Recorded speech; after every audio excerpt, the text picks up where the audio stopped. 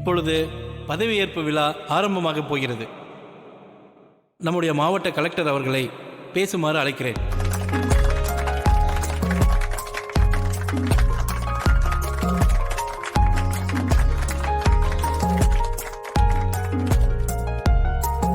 பெரிய போராட்டத்துக்கு பிறகு ஜானகி அம்மா ஜெயிச்சிருக்காங்க. இந்த பதவியேற்பு விழா ரொம்ப சந்தோஷமான சூழ்நிலையில நடக்க வேண்டியது. இப்படி ஒரு சங்கடமான சூழ்நிலை ஏற்பட்டுருச்சு. கடவுள் புண்ணியத்தால ஜானகி அம்மாவுக்கு எந்த ஆபத்தும் வரல. தலைக்கு வந்தது தலைப்பாகையோட போச்சுன்னு சொல்ற மாதிரி அவங்களுக்கு வந்த ஆபத்து விலகி போயிடுச்சு. இதுக்கு காரணமானவங்க யாரு என்னன்னு சொல்லி விசாரிக்க சொல்லியிருக்கு. அந்த பெயிட் கில்லரை என்கவுண்டர் பண்ணிட்டாங்க. போலீஸ் அதை கண்டுபிடிச்சு சொல்லுவாங்க. இன்னைக்கு இந்த சிறப்பான விழாவை நல்லபடியா நடத்தணும். அவங்களுக்கு நல்ல விதமா பதவி ஏற்றி வைக்கணும்.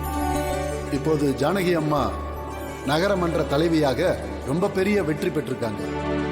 மக்களோட ஆதரவோட, ரகுராம் ஐயா ஆதரவோட வெற்றி பெற்றிருக்காங்க. இந்த பதவியில ரகுராம் ஐயா எப்படி நேர்மையா இருந்து மக்களுக்கு நல்லது செஞ்சாங்களோ அதே மாதிரி ஜானகி அம்மாவும் மக்களுக்கு நல்லது செய்வாங்கன்னு நம்பிக்கை நிறையவே இருக்கு. பதவி ஏத்துக்கிற இந்த நேரத்துல அவங்களும் மக்கள் கிட்ட சில வார்த்தைகள் பேசுமாறு கேட்டுக்கிறேன். அவங்களுக்கு என்னோட வாழ்த்துக்களை தெரிவிச்சுக்கிறேன்.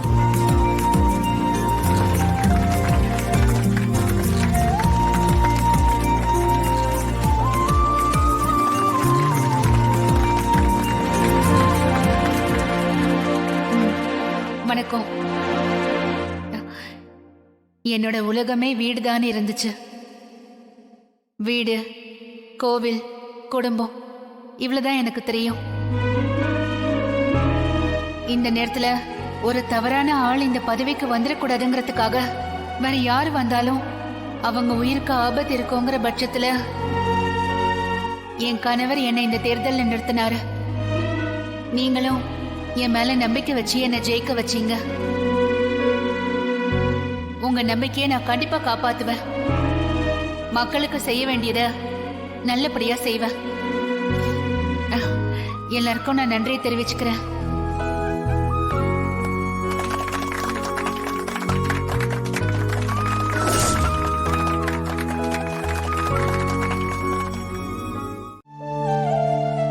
இதுல உட்கார்ந்ததும் பாரு, எனக்கு கை காலெல்லாம் உதறுது. மா, அப்படிலாம் ஒண்ணும் இல்ல. நீ தைரியமா இருமா.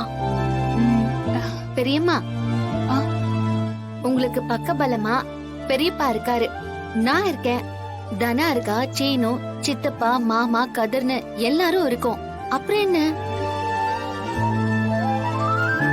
நம்ம வீட்டுக்குள்ள 1000 கருத்து வேறுபாடுகள் இருந்துச்சு. எல்லாரையும் அரவணைச்சு அன்பா ஒருத்தருக்கு ஒருத்தரோட தேவையை பூர்த்தி பண்ணி இத்தனை வருஷம் இந்த குடும்பத்தை கட்டி காத்திருக்கீங்க. கூட்டு குடும்பம் உடைஞ்சிட கூடாதுங்கிறது தான் அப்பாவோட கொள்கை. அது இத்தனை வருஷமா நீங்க கட்டி காத்திருக்கீங்கம்மா. வீடு எப்படியோ அப்படிதான் இந்த ஊரும். வீடுங்கிறது சின்னது, இந்த ஊர் கொஞ்சம் பெருசு, அவ்வளவுதான். நம்ம வீட்ல நீங்க என்ன செஞ்சீங்களோ அதையே பெருசா யோசிச்சு இங்க பண்ண போறீங்க. உங்களுக்கு வழிகாட்ட இங்க வேலை பாக்குறவங்க எல்லாம் இருக்காங்க. உங்களுக்கு வேண்டிய உதவி எல்லாம் நிச்சயமா பண்ணுவாங்க. ஆமாமா, கூட நாங்க எல்லாரும் இருக்கோம். உங்களுக்கு வேண்டியது தைரியம் மட்டும்தாம்மா. பெரியம்மா, உங்ககிட்ட நேர்மை இருக்கு, மக்களுக்கு நல்லது செய்யணுங்கிற குணம் இருக்கு. படிக்கலைங்கிறதெல்லாம் ஒரு பெரிய விஷயமே இல்ல பெரியம்மா. உங்களுக்கு படிச்சு விளக்கம் சொல்ல எல்லாரும் இருக்காங்க. அவங்க அதெல்லாம் பாத்துப்பாங்க. நீங்க தைரியமா இருங்க பெரியம்மா.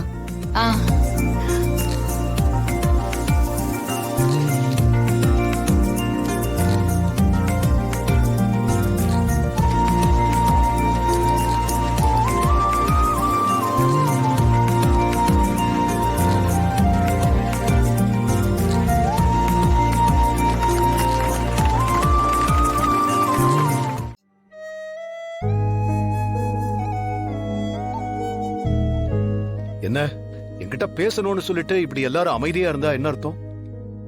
என்ன கேட்க போறோம்னு உங்களுக்கே தெரியும் தானே பெரியப்பா. இதுல என்ன தயக்க வேண்டியிருக்கு?